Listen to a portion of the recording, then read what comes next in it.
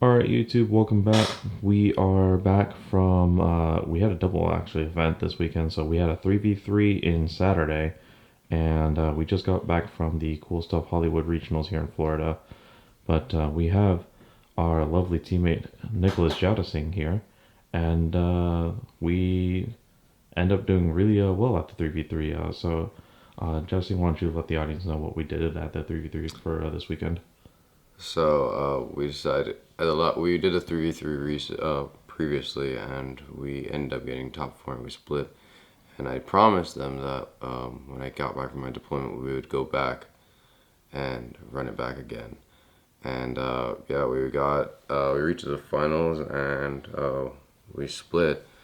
Uh, Probably would have continued playing it out. I would have probably pushed to continue playing it out, but we kind of finished our half of the bracket a little too fast, and I wasn't going to sit there waiting for 2 hours for the other side to finish.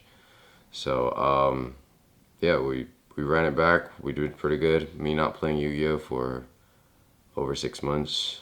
Uh, yeah, it was pretty good experience. Shout out to Donnie. Shout out to Jad. I got to talk to them both about the deck. Shout out to Christian Rivera, Eagle Mermills. Shout out to Todd. Shout out to Nicholas Salzman. Just shout out to everybody from Tampa, Fort Lauderdale group. Just shout out to you guys, and thanks for being supportive while I was on deployment. I really appreciate it. All right, and with that, let's go and find out what deck you played for this weekend. All right, so I played Tearlaments. It's a very challenging deck. You guys should need to read these cards. We got 3 Rhino Heart, 3 Sharing, 3 Havness, and 3 Merly. I'm going to count this as it is a hand trap. It's a luck-based hand trap, but it's still a hand trap nonetheless because it can provide some interaction on your opponent's turn, whether it be leading into a window, whether it be hitting a rhino and then like extending further. Just read your cards and try to see if you can fully maximize the capabilities of your cards. Also, when your opponent is activating, totally awesome, you can activate Havness and literally force an interruption because depending on if they choose to negate in hand or depending on how you mill, you can potentially force that toad negate.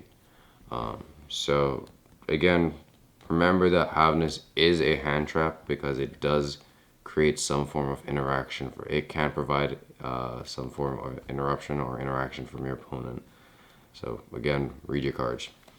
3 King of the Swamp, great for going into, adding poly, going into Kaleido and Kaliga, Restrict is just very helpful. Skomata, Beast, Shadal package. I'm cheap, that's why I'm not playing the Ultras. So unlike other tier decks, I decided to play hand traps. Just get these out. Most other tier decks are playing Super Poly, Dark Ruler, like heavy board breakers. My issue though was if you commit to the board and they find a way to like wipe your board, you're pretty defenseless. So at least with hand traps, you can actually interact even if they crack your board. So crows are great, hitting the Ronin Totem. A lot of times they'll go into the Swap Frog, the Gigantic Split into Swap Frog, and then when they go into Elf targets swap. That's normally the play. And you just crow the swap, and that kind of like cripples them. Or if they have a way to get around it, you just crow the Ronin Totem depending. Ogre just great. Activated on Gigantic and cut that stuff out. And just overall generic. Like all of these hand traps carry over to different matchups. This can carry over onto the tier deck, destroying the Predaplant guy and potentially the field spell. It can just force a lot of interactions. I chose these because they can literally be applied to almost every deck in the format. This is great. I played against Mathmech and I double crowed his targets for his trap card, so I just stopped that. So I believe that's all the monsters. 3 field spell. I mean, you need 3 field spell. I think you need 3 field spell to maximize consistency in the deck. Terraforming, called by, poly, instant fusion. Like those are very. It's a fusion based deck. Like I'm playing King of the Swamp. This puts out Kit to kind of force plays. Most players will like Imperm or Veiler the Kit, and in the end phase it just pops and you start milling. Double Desires. I never really had an issue with Desires. Sometimes you just do what you need to do first, and then use the Desires afterwards. 3 Imperm. Again, I wasn't focused on playing the board breaker, so again, just generic, really good hand trap. Carries over to all the different matchups. I'm playing a total of 12 hand traps in this list. So, like I said, it's different from most tier decks because they're trying to just focus on board breakers. I'm trying to do the hand trap route. And it seemed to play out well. Seemed to work out well for me. Meta Noise and Sulik. This is my favorite card for the Sprite matchup. And this is my favorite card for every other matchup. Being able to book a Moon their guy and then force trigger all of your guys, it's really good. So, main deck is 40 cards. Gotta love to see it. Now we're going into the extra deck. I think it's pretty standard, but Kit Kalos, you get to add or dump a tier card, and then and then when it's sent from the field, mill 5. So you can get a lot of really cheeky plays with it. You can force a lot. You can force a lot of interruptions. This will probably almost always get impermed or veilered. They're not trying to let this resolve. Kaleido Heart. So, again, please read your cards. This card cannot, I'm stressing this, cannot be used as fusion material. Stop trying to use it as fusion material.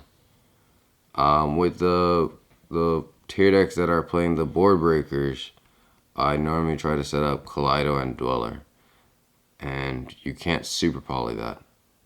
So you Dweller them in their standby phase with him on board and a Meta Noise, and even if they try to punch him, it's not doing anything. So I just book your guy, so you can't do anything. So great card, great for extending. I had a dragon player. The play was I brought back Kaleido effect to return his card. I ogred my own Kaleido, sent the card, sent merely from my deck to grave, specialed him back. The merely engraved made another guy, and then I went for game. I pushed through Borland, Savage, Seal, and some other thing. So, and that was without hand traps. Winda, I didn't make this as much as I would like to, but when it did stick, it stuck. Restrict, pretty good card. I mean, I didn't make it frequently. I did do it sometimes when I felt like I was in danger of being hand trapped. Worked out pretty nicely. Kaliga, this card is great for the tier matchup because you need multiple effects to be able to get the deck to work. So if you stick this on the board versus a tier deck, it kind of is very. It's not like completely stop, but it's a pain in the tail. You just have to jump around hoops a bit. Chimera, this is great. You can chain block. You can clear boards. Your kit gets negated. You just poly it off and then just continue extending as far as you can. Power level over 9,000. My Dragon of the Swamp. Great for making rank 4 plays. Dweller, Time Thief. 2 Predaplant guys. They're pretty good. just big bodies, especially when you throw it against the sprite board. Getting also messing with their levels so they can't go into certain cards.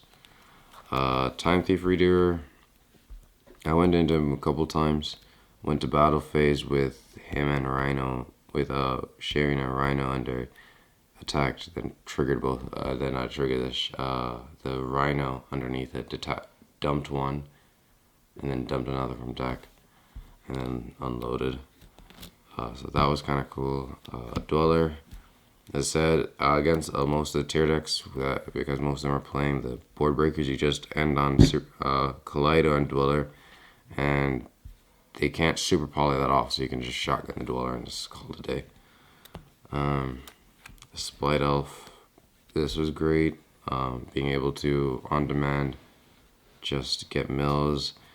Setting up Predaplant window is pretty good underneath it. So Dark was great, helping me link climb. So people attempted to drop Avermax, Borland, and the good old girl got rid of that problem. Nice and easy. So Underworld Goddess, great card. Again, that's the extra. I think everything in there was pretty good. So let's get on to the side. The other hand trap that I am playing is Gamma. So post side versus Sprite, if I'm going second, I am playing a total of 15 hand traps. So if I'm able to open two, one to soften the board, two to kind of, to really weaken it, and three, they're not playing that turn most times. So that was my rationale. If I can open three pretty decent high impact ones, they're not playing that turn. 3D barrier.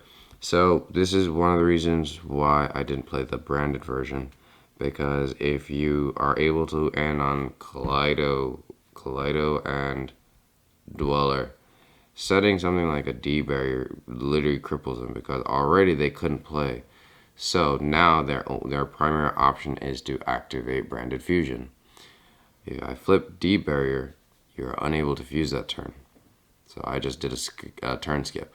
If I have the trap card, I'm still able to trigger my guy in grave, because this only affects fusions on field. So I can still actually trigger him. So D barrier was great, really, really, really great. I played against a lot of Exo Sisters, so gross. Really good card. It just shuts down a lot of problems. Versus the brand version, you can't do anything but fuse, so that literally shuts them down. My blowout card for Sprite, deck Devi. I have deck Devied for 5. I have deck Devied Mathmech for 4. I have deck Devied Exo Sister for 4. Yeah, really good card. So going first against Exo Sister, sometimes I'll just side these in. And deck Devi. Whichever one I see first means probably will get in that game. Galaxy Cyclone. I use this in the event that people are going to try and mine me. Thankfully, it didn't happen. Duster, Reboot. Only back row hit I needed. So I figured I'd just use this as more break you down kind of version of the deck. Hand trap, soften the board. It lets you commit the resources, and then when I capitalize on you not being able to create a imposing enough board, I just break it. So then you no longer have the resources, and now you have to try and again hit me on the crackback, and most times you won't have enough to actually do it. So again, I want to thank Donnie and Jad for welcoming me down here. Came down from Maryland, and I am going back shortly, and I will be at a case tournament. So you will see my next profile, hopefully, on Asian Station's channel. All right. Hope to see you guys soon. And with that, Asian Station signing out.